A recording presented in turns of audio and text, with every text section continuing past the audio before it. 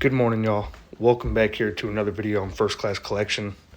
This morning, I'm going to share with y'all the 2 to 8 week rule when it comes to purchasing singles and, grail cards that you like, that you want to add to your PC, especially after release. Okay, so here we're looking at Wilds Unknown, obviously, the hot topic right now, right? A lot of these cards have been very volatile. They've been, dropping hard, spiking up very quickly. Some are just pretty much on a free fall right now. It's a slow drizzle down, and we're still waiting to kind of catch the floor, catch the bottom, waiting for a retracement bounce. So right now there is a lot of volatility, and you need to be careful with these singles and with these cards that you're trying to get in your PC, okay? Because you could be buying the top essentially, and we have no idea where the bottom is for these cards, okay? So I just want to put that out there. There's a 2 to 8 week rule. You want to wait unless there's a card that you absolutely need in your PC and a card that you have full conviction over and you believe is gonna be a high chase card. You should give it a little time, sleep on it, think it over before you make a big purchase, okay? So getting into the actual video here, I noticed we have a little bit of a retracement down for the Buzz Lightyear Iconic, and it seems like Merida is actually doing pretty solid. She's finding the floor and holding pretty steady. You've got a Friend of Me, an Alien True Believer. These cards are pretty much just doing the same thing they've been doing. They seem to have plateaued over the past couple days at these marks, the 320 and 340 mark. But I think that, just with more product, people are opening more product, they're going to hold off on this stuff while they still have cases, because there's an opportunity to get these cards without having to pay this price. Now, long term, this price could actually be the best price for these cards, in my opinion, just because you can't even buy a case right now for this price, and you probably will never be able to buy a case of Wilds Unknown for $320 or $340.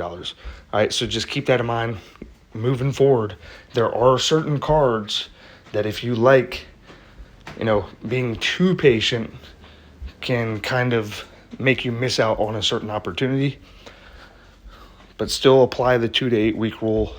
And again, it has to kind of mix in with your budget, with your overall financial situation, right? So it's a case-by-case basis here. Jessie has had a really nice retracement down. She was actually like the number 3 card, I believe. And right now she's sitting at 190. There's 30 listings, which is a decent amount. So if you like this card, I would be patient with this. Just keep an eye on it because it could continue to fall a little bit. But it's a super nice artwork. And again, it's one of 4 Toy Story cards. So, there's not many out there that you can actually get. Mr. Incredible's come down a little bit. Frozone has come down a little bit. Syndrome has come down a decent amount. Now, Frozone and Syndrome, these 2 cards are kind of in a league of their own because you do have, obviously Frozone is a hero, but he's kind of a cultural significant hero, especially in today's Disney World. So I believe that Frozone will do well long term, but we might be able to get in at a decent price initially because that card isn't going to be as hot initially off the market.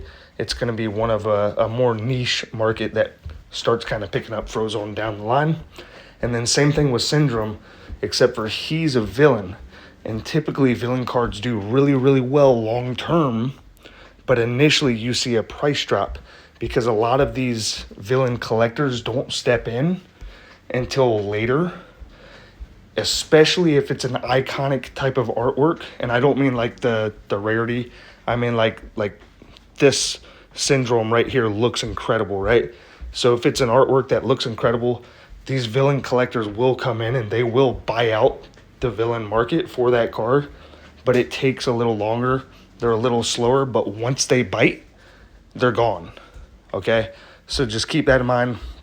And right now you can get this for a really nice price. I would be looking on eBay as well. That way you can see the actual cards you're purchasing.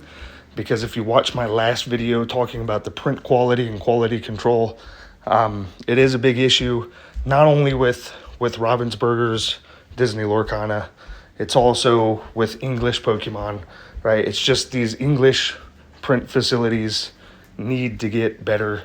They need to meet the standard of which the art is meeting.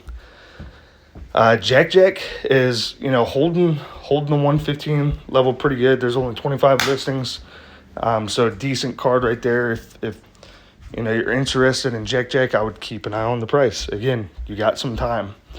Mrs. Incredible, sub $100 right now. She is one of the biggest superheroes in Disney. As far as like the female side of superheroes goes, she is one of the biggest, if not the biggest. I would definitely keep an eye out on this card because I think that is a sleeper card of this set that nobody's really talking about. Touch the Sky, obviously doing incredible things. I'm waiting on my copy. Again, I saw the card. I liked it more than I thought I did, so I picked it up because I just wanted to have it. But this could fall. It could continue to rise. The Leviathan, this villain card is probably going to do well as well. There's a lot of Atlantis fans that I've noticed out there, and they're quiet, but they're very adamant about Atlantis. So keep your eye on just the Atlantis cards that are in the set. Same thing with Kita. Kita has been a sleeper. Nobody's mentioned. She's gone up in price, gone above her market price.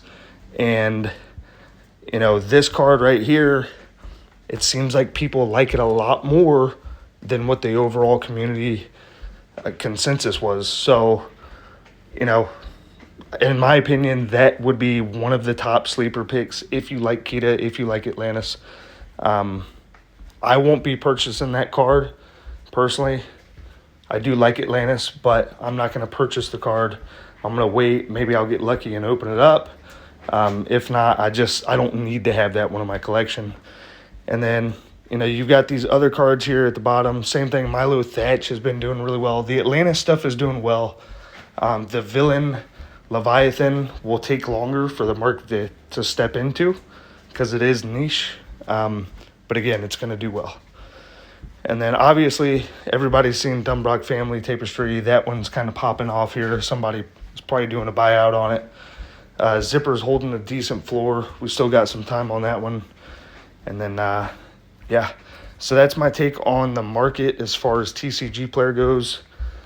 I hope this video helps kind of, reassure you and give you some patience when you're observing the market.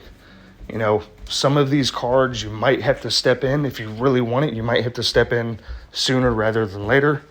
But a decent portion of these, you can wait that 2 to 8 weeks.